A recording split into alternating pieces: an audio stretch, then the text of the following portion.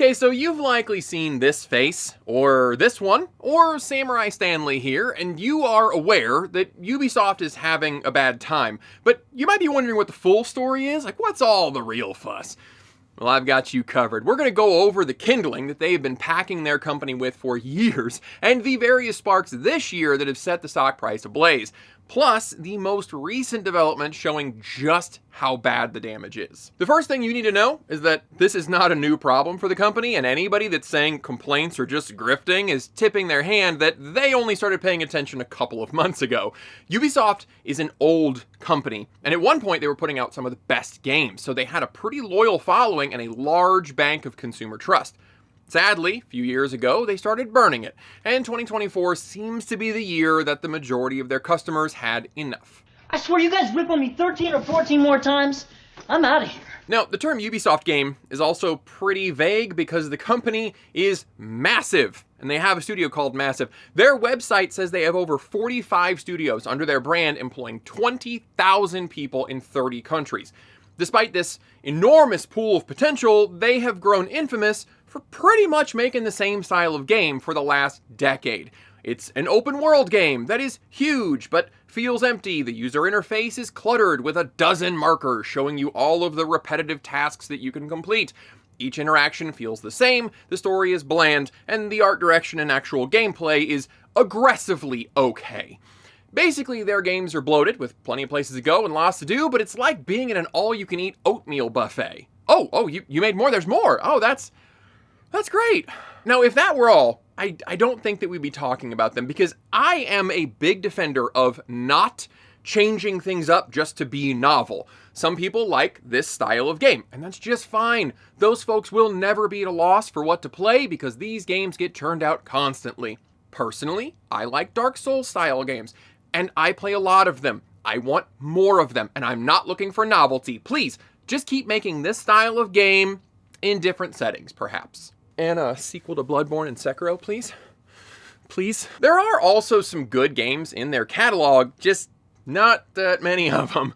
Personally, I can vouch for Child of Light, which is kind of old, and Immortals Phoenix Rising, which should have been called Gods and Monsters, much catchier name, but they may have changed it because Monster Energy Drink said it was a copyright infringement? Anyway, sadly that one still has hints of the company's lazy greed. The DLCs are horrible. One of them is just an Asian-inspired reskin of the main game. What began to turn Ubisoft's customers off is that it started to feel like they were using the audience instead of serving them.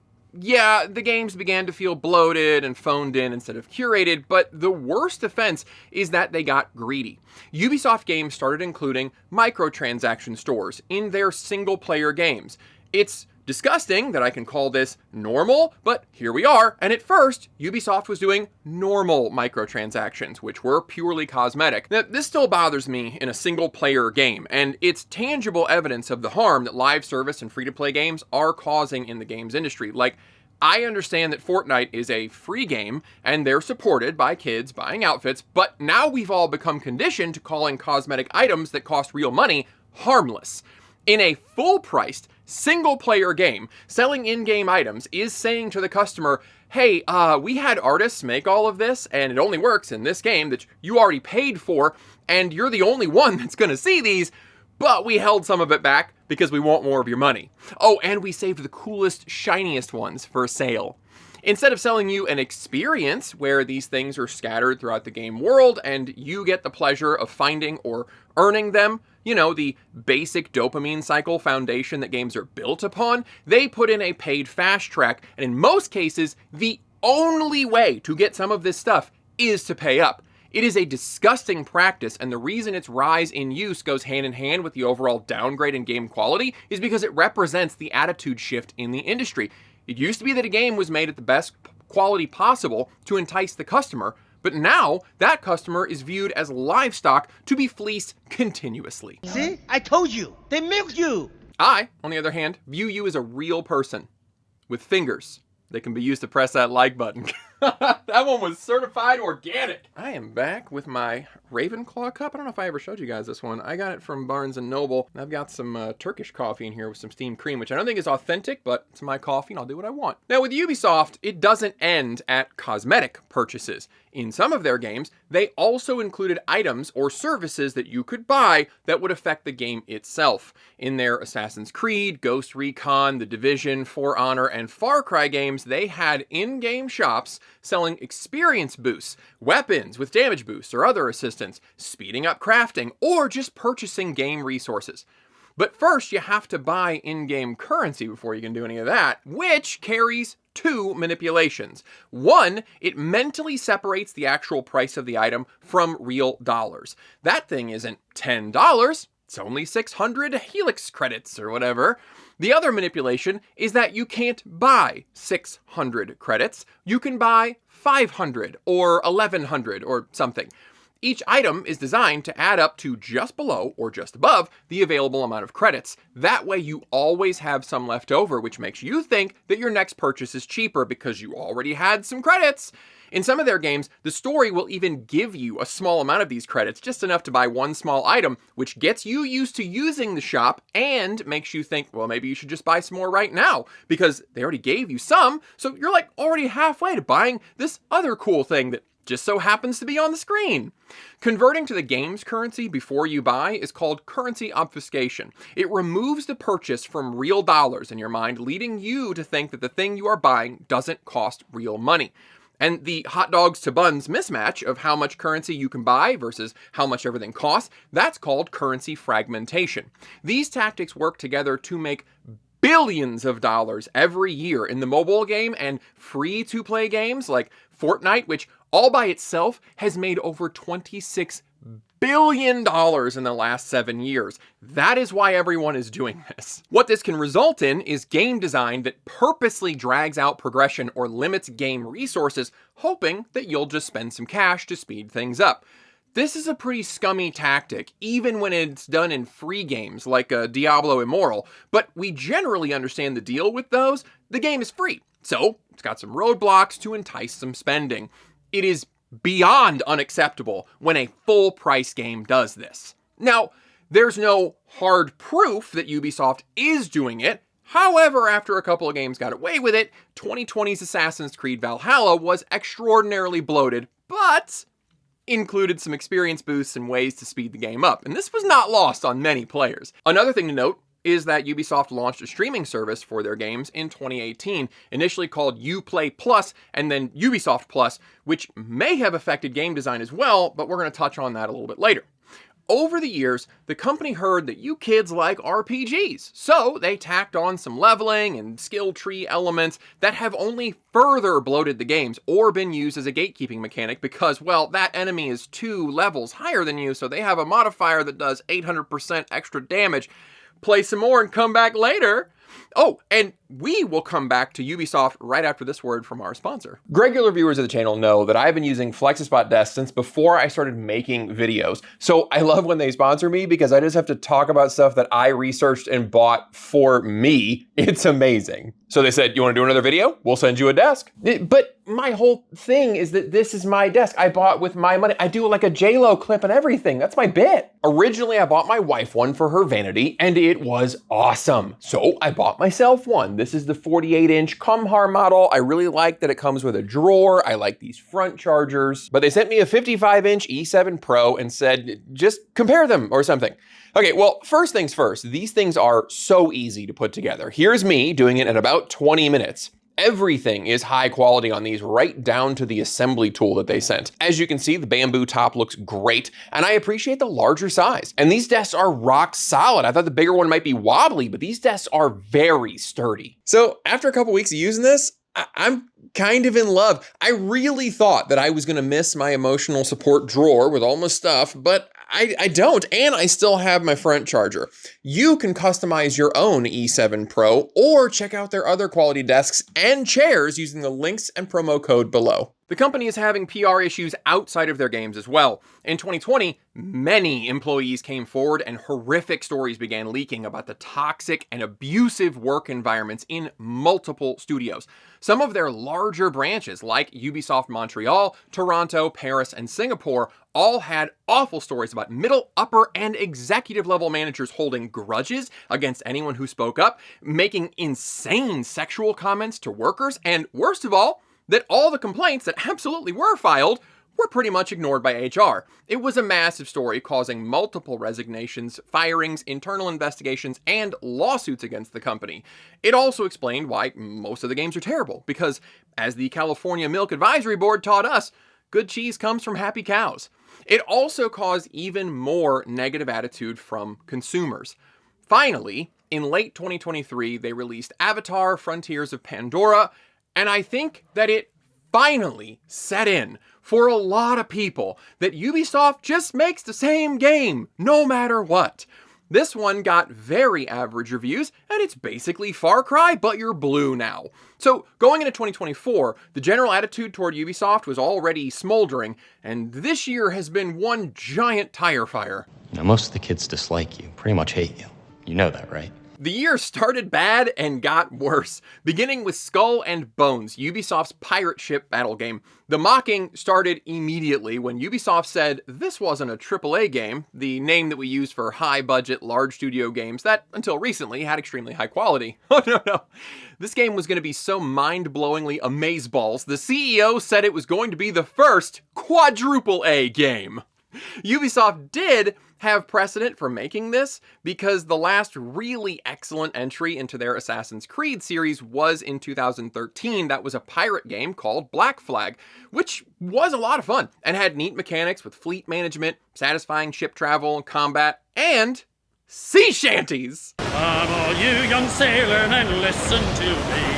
I'll sing you a song of the fish in the sea, and it's windy weather, boys, stormy weather, boys, when the wind blows, we're all together, boys, blow ye wind westerly, blow ye wind flow, jolly sou'wester, boys, steady she go. That's in your head now, and honestly, you're quite welcome. Skull and Bones was gonna be a slam dunk because it was originally supposed to be a Black Flag spin-off, just minus the Assassin's Creed bits with probably some more multiplayer elements added in.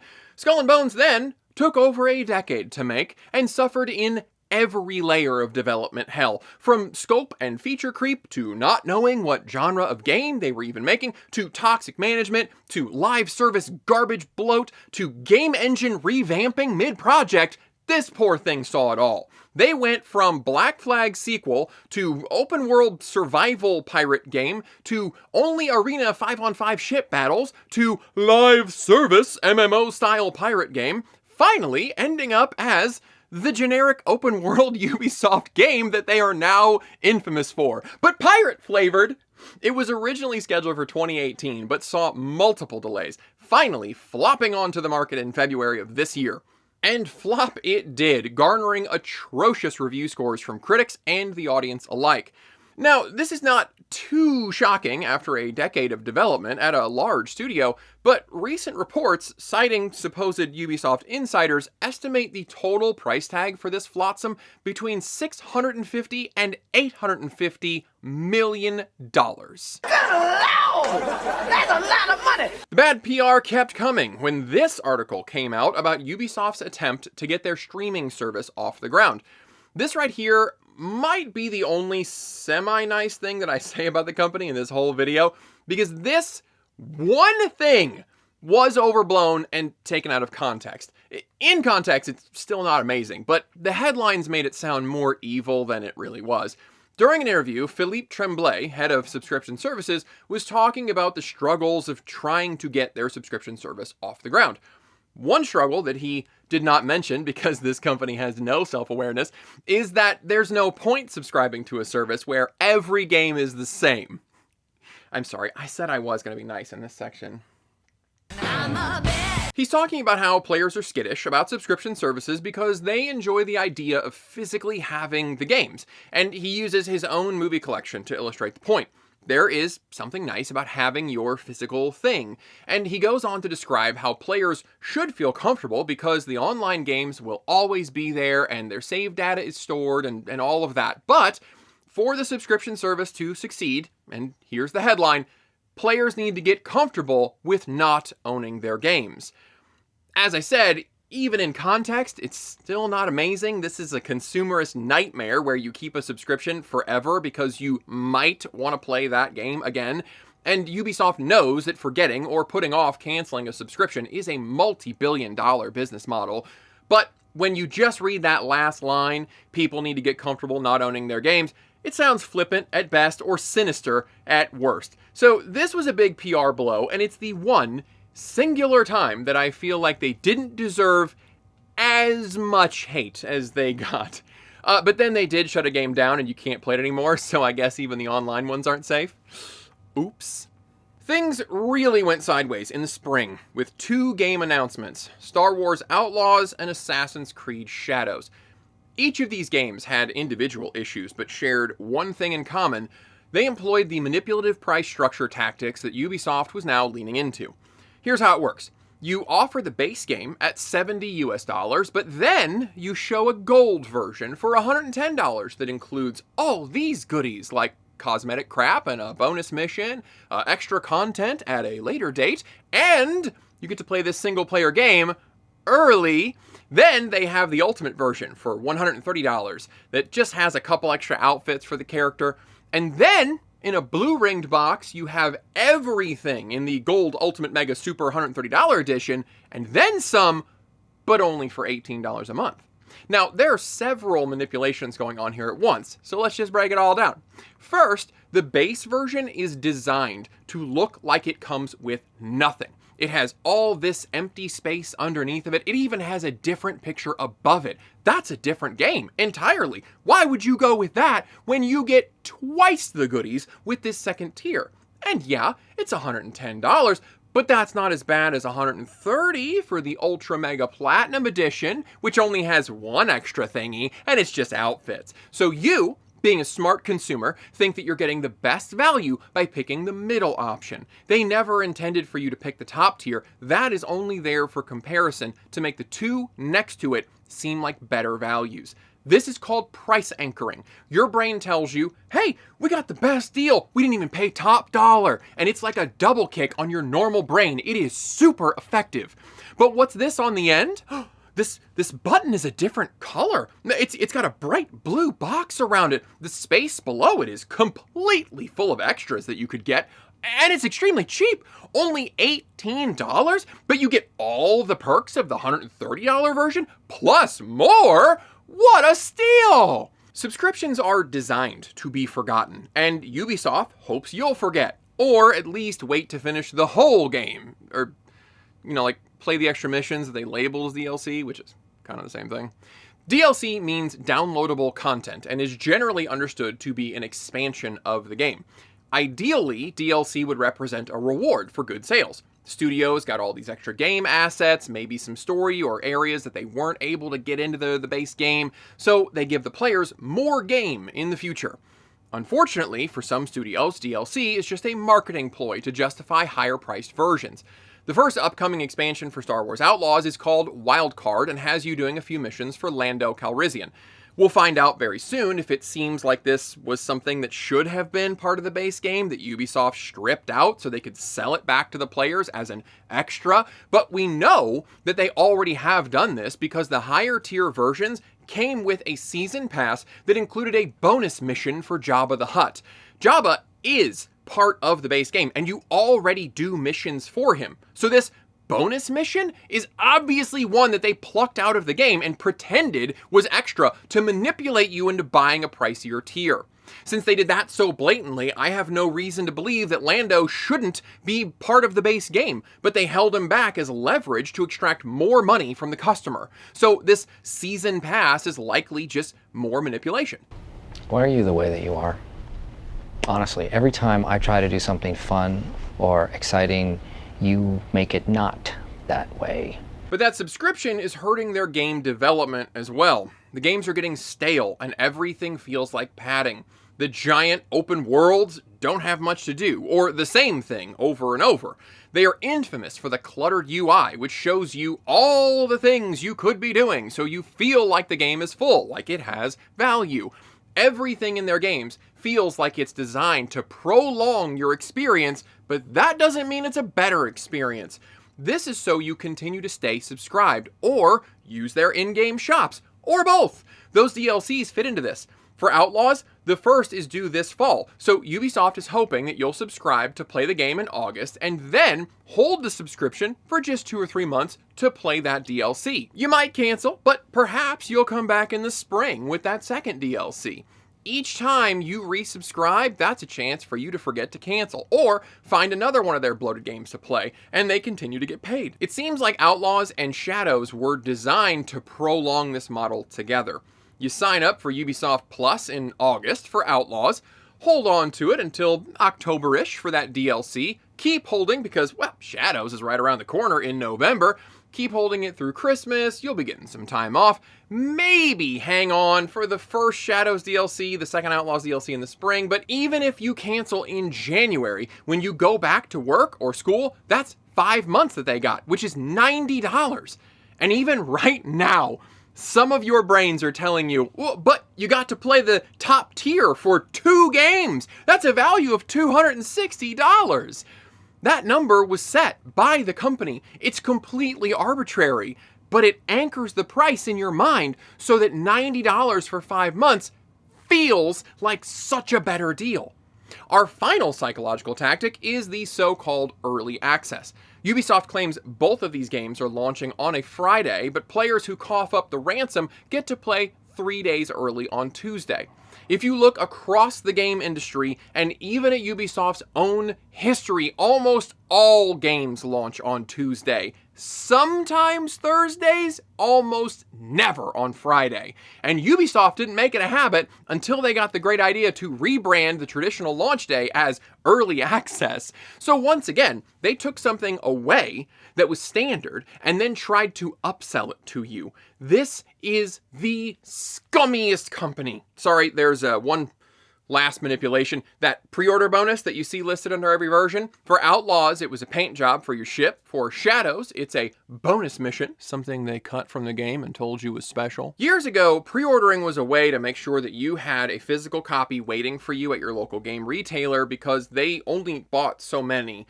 When things started going digital, pre-orders weren't strictly necessary, so publishers began offering a slight discount, so usually $5, to entice you to invest in this unknown quantity.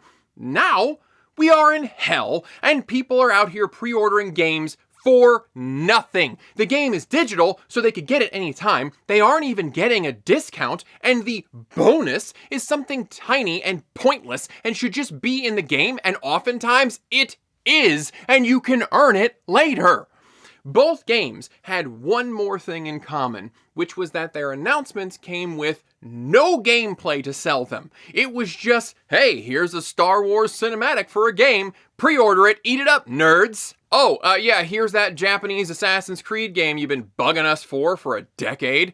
We know you'll lap this crap up no matter what, so here's the pre-order button. Oh, you want gameplay? We'll show you gameplay when we feel like it. But each game had its own special flaws. For Star Wars Outlaws, it was the terrible looking animations and this non-attractive character model, which has come to be a signal for bad quality games. Drastically more often than not, a bad looking character is in a game that also doesn't play well, usually because the people making it do not have amazing gameplay experience as their top priority. I experienced another data point for this near circular Venn diagram recently when I played Flintlock Siege of Dawn. Here is the diamond-jawed main character with the modern side shave that all strong women need to have. A singular report from a former employee claims the character used to be different but was swapped after a management change. Please do keep in mind that this one report comes from Mark Kern. I think it should be taken with a grain of salt. What I can tell you is that I spent 2 hours actually playing the game, and it wasn't great. This one wants to be a Souls-like style, but that genre requires velvety smooth combat, and Flintlock just wasn't it. Overall, my review is that I was planning to explore it deeper, and then after the first weekend, I actually forgot about it. It's literally forgettable. So now this is a red flag, and as we'll see later, it was true in the case of Outlaws, scoring yet another point for the cheat code superpower that is pattern recognition, which gamers tend to be really good at. We're trained for it. We'll come back to Madame Damon in a minute. With Assassin's Creed Shadows, it was this guy, Yasuke, I think it's like Yasuke. I'm not sure if I'm pronouncing that right, so I'm gonna go with Yasuke. Little tip, if you're ever unsure, just lean into a terrible pronunciation, and then when people call you on it, you just tell them that you're being fastidious. Yasuke is obviously a ploy to get attention because deep down, the folks at Ubisoft know that they missed their window. Assassin's Creed Japan already got made. It's called Ghost of Tsushima, and it is amazing. Solid gameplay, both stealth and samurai, good revenge story, English dubs with lips that match, or full Japanese voice acting. It even has a Kurosawa mode. The UI is the total opposite of Ubisoft. The art direction is stunning in this one. I spent as much time in the photo mode as I did playing the game. I cannot recommend this game strongly enough. At this point, Assassin's Creed Japan is trend chasing an idea they should have been first to. Real quick, while we're here, I want to go on record as being optimistic about the sequel, Ghost of Yotai.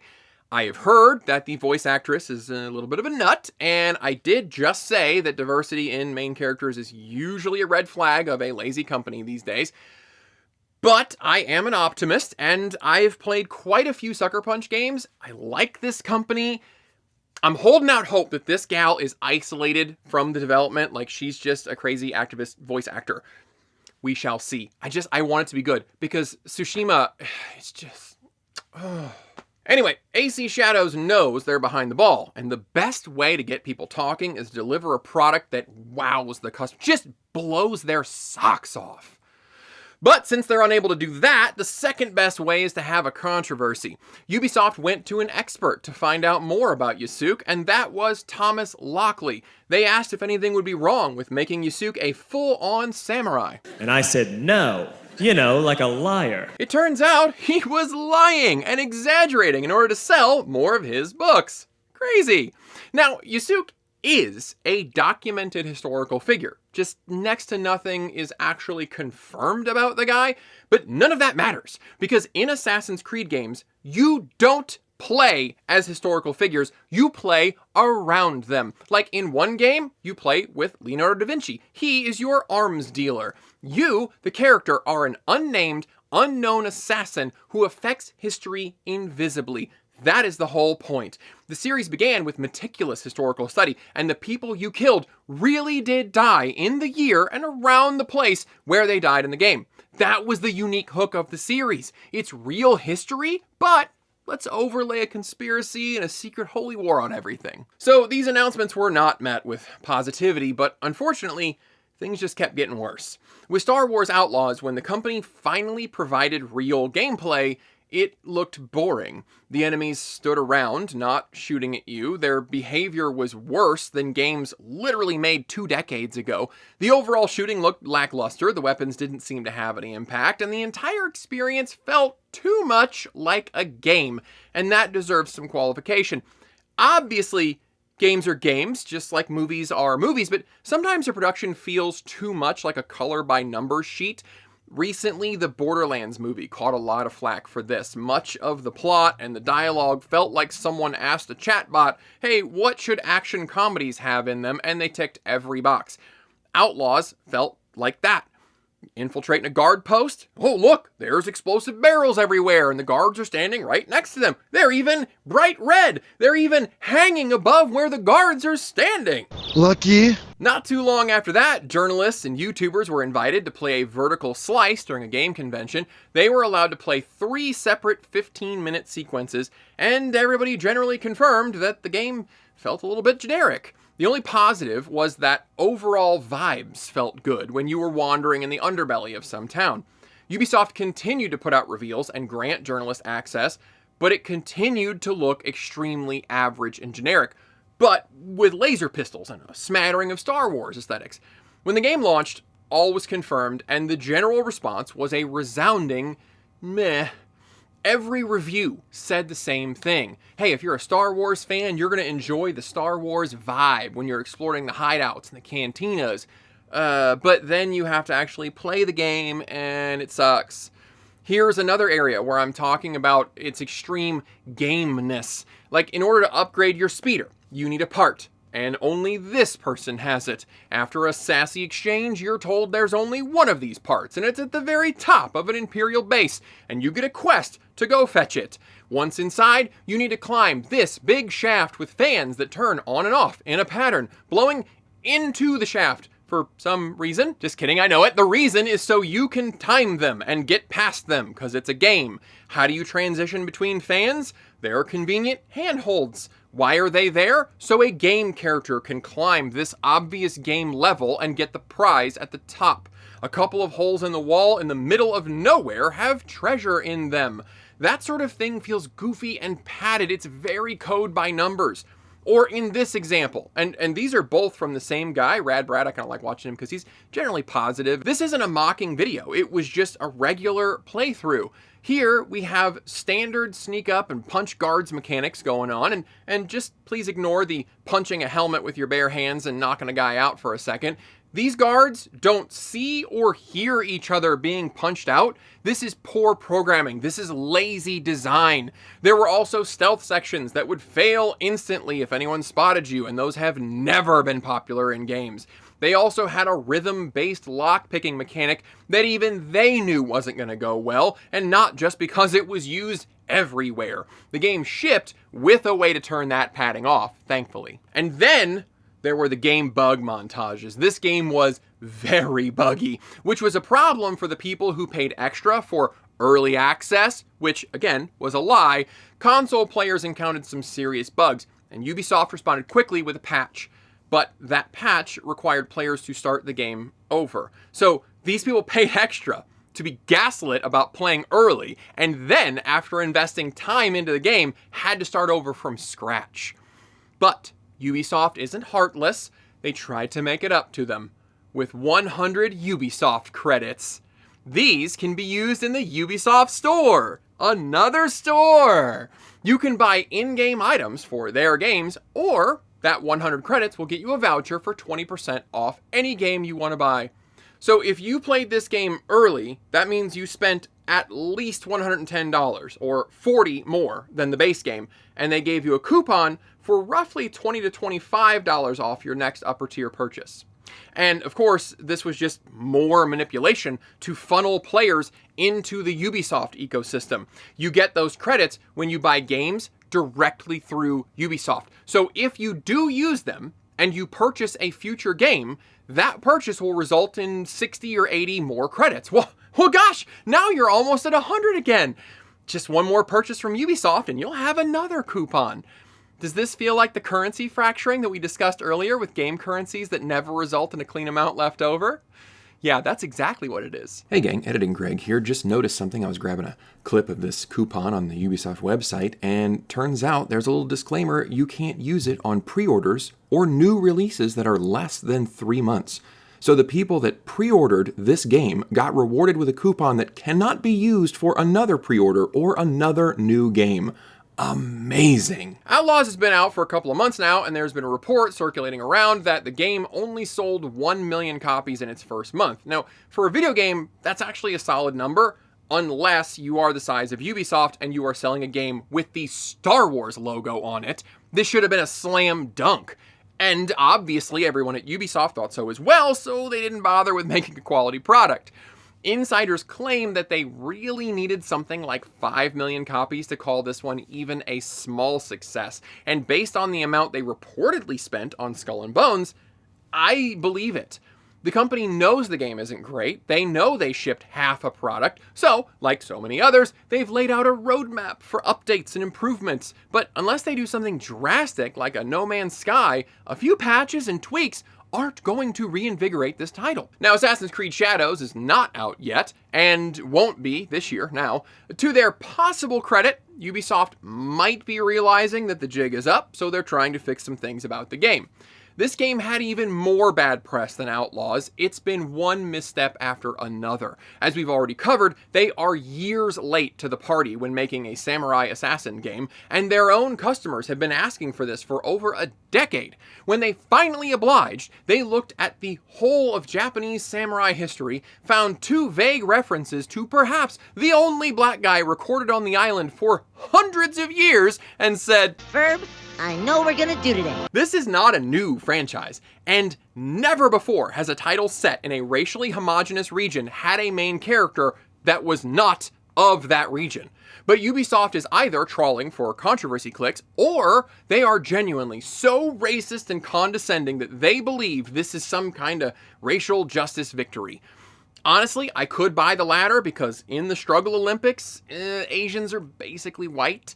I'm really sorry, guys. Hey, at least you're not alone. Pale Latinos are there too. But their insult to Japanese culture didn't end there. When making the fight music for this African man, they chose this Asian hip-hop infusion. Not while I have breath in my lungs and a blade in my head. I said kill him. That did not go over well with, well, anyone, really. But that's the tamest of the gaffes, because the real issue is that they invested zero research into Japanese history and culture. As I already said, their #1 resource was Thomas Lockley, who was out to sell his own made-up history books. Beyond that, they confused Japanese and Chinese cultures, which is a big no-no for both groups. Now, to be fair, I didn't know about any of this stuff either, right?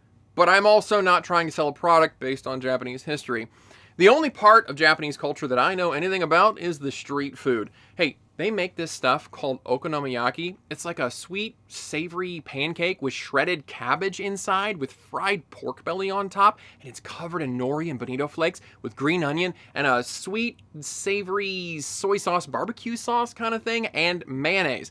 And I know that sounds like I just pulled food ingredients and descriptions from a bag, but holy crap, this stuff is amazing. You can go online, you can order the mix and the sauce, and I do suggest that Japanese mayonnaise. You are welcome. Anyway, the scene in the game trailer contained multiple inaccuracies that Japanese players noticed instantly. In the opening of this trailer, there is a field with Suzuki, or silvergrass, which has this appearance in the fall. Right next to it, we see a sakura tree, or Japanese cherry blossom, which I'm told are absolutely stunning in the spring when they bloom. For those of us in America, just imagine some foreign company is making an American history game or something, and it opens up in a pumpkin patch, and there are tulips growing all around. It would strike you as odd instantly, right? That's what I'm guessing Japanese players saw when they looked at this. In the trailer, the character is entering a village through a torii gate, which is used as an entrance to a temple. These things have a specific purpose, and if you're ignorant of the culture, like me, you just think, ah, cool, that's a really Japanese thing. And so if they're in the game, it signals that you're in an Asian area. It is possible he was leaving a temple area, right? I'm trying to steel man it. The character gets in a fight and spills some persimmons, which is a fall harvest right next to a spring cherry blossom. There is also a shot of Nobunaga's meeting room, and apparently the tatami mats that people are sitting on are not shaped or sized correctly. The people are apparently not sitting correctly or following standard etiquette. There seem to be other architectural issues as well, like the ceiling is way too high. Some of the building architecture in the game is not correct, supposedly belongs in China. I think 1 or 2 issues like this would have been overlooked, but it seems like this game is portraying the equivalent of a Wild West American cowboy who's walking through a tulip-filled pumpkin patch with a newsy cap on his head, eating a croissant, heading toward his Tudor-style home armed with a spear on his back. These are the kinds of mistakes that you make when you engage in performative representation. They are also continuing the AC Odyssey and AC Valhalla pattern by adding in romance options, allowing you to play either character as gay or straight as you woo NPCs. Things got worse later when they approved this toy to be sold for the game. That is a broken, leaning torii gate, which, again, not an immediate known reference for me, but apparently looks an awful lot like the broken gate in Nagasaki that half survived the atomic bomb. That's not a real happy reminder, so this toy didn't go over well. The company and journalists have attempted to deflect all of this criticism as just angry Westerners posting complaints in Japanese after using a translator, and a few of those cases have been found. However, there are also plenty of Japanese YouTubers echoing these thoughts, and Ubisoft did put out an apology in Japanese for the historical inaccuracies. So they obviously know it's not just angry American anime fans. After the disastrous launch of Outlaws and the reportedly low pre-sales for Shadows, Ubisoft finally canceled a couple of press meetings and previews for the game at the Tokyo Game Show, and then they formally announced the delay of the entire game to 2025. The current date is February 14. Oh, dropping it during Black History Month? No, that's good. That's subtle. Nobody's going to notice that. So Ubisoft knows things are very bad, as evidenced not just by the delay of the game, but also by the change in price structure and distribution. This is a huge win for gamers. This is a very scummy company that has been extremely successful by treating their customers like crap. And if they're making changes, it signals that those customers have finally had enough. And it signals to other companies, hey, don't try this stuff. The gamers are onto it. Some executives aren't ready to make the change, though, like Stevie Chessard, who made this whiny post on LinkedIn. LinkedIn? How is this even news? How did anybody even find this? I thought posting on LinkedIn was like a tree falling in the forest. Anyway, Stevie took to the heavily trafficked site to bemoan people like, me, honestly, who don't have enough hands to hold and eat our popcorn while also waving a foam finger and performing the 90s classic Triple H move, the Suck It. Here's live footage of me hearing the news about the delay and admitted defeat from the CEO. Oh, that's terrible. You seem kind of psyched. No, I'm bummed. But I wasn't bummed. I was stoked. All right, let's be serious for a minute, because Stevie is sad and ashamed. Not ashamed to have the job of monetization director, where he has to figure out new and inventive ways to extract every last cent from his own audience. No, he's ashamed of you guys for not guzzling the swill that his company has been pumping out for years. He's also ashamed of fellow industry folks who are also celebrating. You see, Stevie doesn't realize what he and his company are doing to the industry, as well as other big names like EA, Take-Two, and Blizzard. These companies are so disgusting and manipulative, putting out bland garbage designed only as a vehicle for monetization. They are pissing in the pool of the game industry, and it's turning the entire audience off. Other people in the industry do realize this, and they are just as excited as the customer to see this horrible company and its awful executives fail. We are not in the same boat, Stevie. We don't even want to be in the same ocean with you slimy pieces of crap, and we aren't wishing for failure just because we aren't being catered to. We're wishing for justice, because Ubisoft and others have been delivering minimum viable products for years and using every psychological manipulation tactic known to man to hoodwink the audience, thanks to people like Stevie. And it's past time for them to receive the financial backlash for it. You think this is funny? Well, Terry, it sure as shit ain't sad.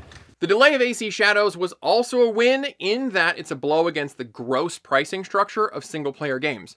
With the delay, Ubisoft announced refunds for all orders and stated that future pre-orders will get the first of 2 expansions for free.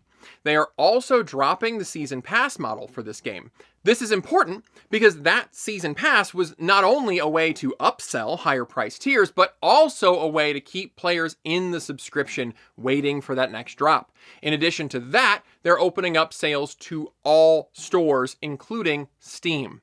Now, when you buy games for a console, you use the store that's built into that console. When you buy games for PC, there are so many options. The largest PC storefront, far and away, is Steam, controlling about 75% of the market, with everyone else fighting over the scraps. A few years ago, Epic Games, makers of Fortnite, launched their own store, and then larger companies like Blizzard and Ubisoft have their own stores. The reason something like Ubisoft wants to avoid Steam is because they take a 30% cut of the sale for the first $10 million, then 25% until $50 million, and then 20% thereafter. On the other hand, Epic Games takes just 12%, flat rate. Of course, if players buy straight through Ubisoft, the profit is 100%, and the players can get caught in that Ubisoft credit loop. The move to open sales up to all platforms shows how desperate the company is, which shows that players have had it with the hoops they have to jump through in order to play these mediocre games. After the lackluster second quarter performance, CEO Yves Guillemot put out a statement to investors about the actions that the board is taking. Now, this is kind of hard to read because it's in corporatese, but there are two key things to note. One is that they aren't fully getting the message quite yet. The second paragraph states that, although they aren't seeing benefits yet, quote, "We keep on our strategy, focusing on two key verticals, open world adventures and gas native experiences, with the objective to drive growth and robust free cash flow generation." The open world adventures are those generic games that are all pretty much the same like we talked about, and they're going to continue to lean into those. In addition to gas experiences, that stands for Games as a Service, which is the full legal name for live service games. These are generally bare bones at launch, but they promise so much continued content, you guys, if you gamers keep playing and paying. Originally, it was supposed to be a cool idea. Like, what if your favorite game just kept getting updates and new stuff? No more waiting for a sequel. You can keep playing the same game, but with additional goodies as time goes on. Its actual execution is a cancer on the games industry, and it's the second pillar in Ubisoft's strategy that they are keeping on. One such game is an online shooter called X Defiant. In a call about the second quarter results, Guillemot put most of the blame on the soft performance of Star Wars Outlaws, but also said that X Defiant isn't doing so well either. The company isn't performing across the board, and articles like this one from Inverse can try to pretend that the whole audience is just full of istophobes, but the real truth is that the customer is tired of being screwed and they are walking away, just like we're seeing in the TV and movie industries. Guillemot ended that letter by addressing those horrible, toxic players directly, trying to reaffirm that they make entertainment products first, creating games for the broadest possible audience, and their goal is not to push any specific agenda. First, that broadest audience possible comment is part of the issue. Much like the MCU, their games are stale because every one of them needs massive sales just to break even. So they're always too safe. Boring. The production pipeline is too long, leaving them stuck, always chasing trends and incurring enormous cost. However, that last bit about agendas is comical. And you know what? I actually believe them. I don't think that Kay Vess from Outlaws or Yasuke in Shadows are pushing an agenda. They're attempting to ride an agenda, performatively, which is so much worse. Ubisoft is like a guy trying to pick up chicks at an abortion rally, or get an invite to a cookout by changing his Twitter profile to a black square. However, there is a little evidence that there is actually an agenda, as evidenced by this story that flared up a few weeks ago. Ubisoft started a mentorship program to encourage new developers with less than 2 years in the industry, which sounds cool. The problem is that the program is only open to people identifying as women or non-binary. No boys allowed. This is a really funny result that you see with folks who buy into critical theory philosophy, assuming that most programmers are guys because most of management is guys, so girls must be getting left out. Obviously, the best way to fight inferred discrimination is with actual discrimination. Or, they could go with top-down restructuring of the executive structure, which allowed mass harassment for years. Either one, I guess. But this goes back to a core issue with the company. They're not interested in making excellent games. They're interested in appealing to current year ideas of social justice and duping you into spending more money for their basic products. If you, the player, were the number one priority of the company, they wouldn't be suffering from half of their current problems. One of those problems is the stock chart. You don't have to be a financial expert to see that looks bad. And it reflects the low investor confidence that the company can right the ship as their terrible track record keeps getting longer. Rumors have been circulating about the Guillemot family, who own 20% of the company, being in talks to sell the entire thing to Tencent, China's largest games company. That may or may not be true, but it is true that one of their activist investors, AJ Investments, is trying to force the company into a sale. They laid out their complaints and plan in this open letter. Finally, the company is facing legal and union pressure. At the end of September, the French Video Games Union called for 3 days of striking in response to Ubisoft's new demand that all workers come back to the office for 3 days a week. Tensions have already been high in France, as the union was already trying to restore profit sharing and raise wages for some of those workers. That strike is set to be on October 15 through 17. And as I was finishing this up, a new class action lawsuit has just been filed alleging that Ubisoft was sharing user information with Meta without users' knowledge or consent. So if you thought that you were having a bad year, if it makes you feel better, you can look at Ubisoft as someone who's having it worse. If you were wondering what all the trouble was, well, now you know. And I'll bet I even missed some things. If there was something that I left out, drop me a correction in the comments so everyone can get the full scope of this corporate implosion. I wish you all happy gaming, and I appreciate you watching. See you next time.